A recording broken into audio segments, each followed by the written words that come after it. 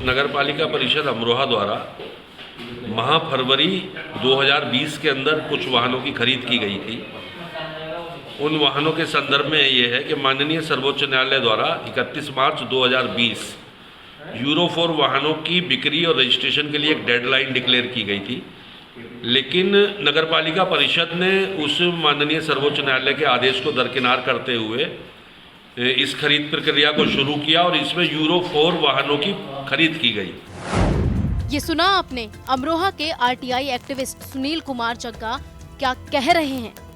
कैसे अमरोहा में supreme court के फैसले को दरकिनार करते हुए अमरोहा नगरपालिका BS4 वाहनों की खरीद फरोख्त कर रही है और कैसे अमरोहा नगरपालिका सर्वोच्च न्यायालय के आदेशों की धज्जियां उड़ा रही है।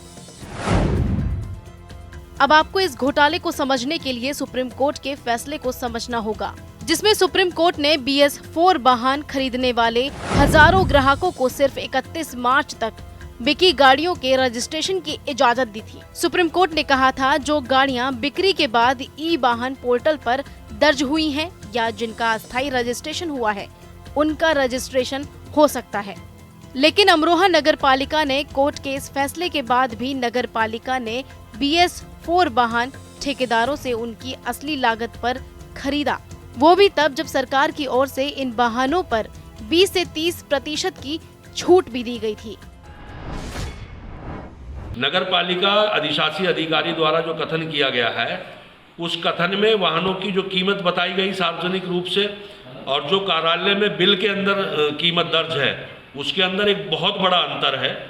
जो सीधा सीधा माननीय प्रधानमंत्री जी और माननीय मुख्यमंत्री जी का जो एक उद्देश्य है भ्रष्टाचार मुक्त भारत का, उसके मुंह पर एक तमाचा है। इसकी जांच की जानी बहुत आवश्यक है।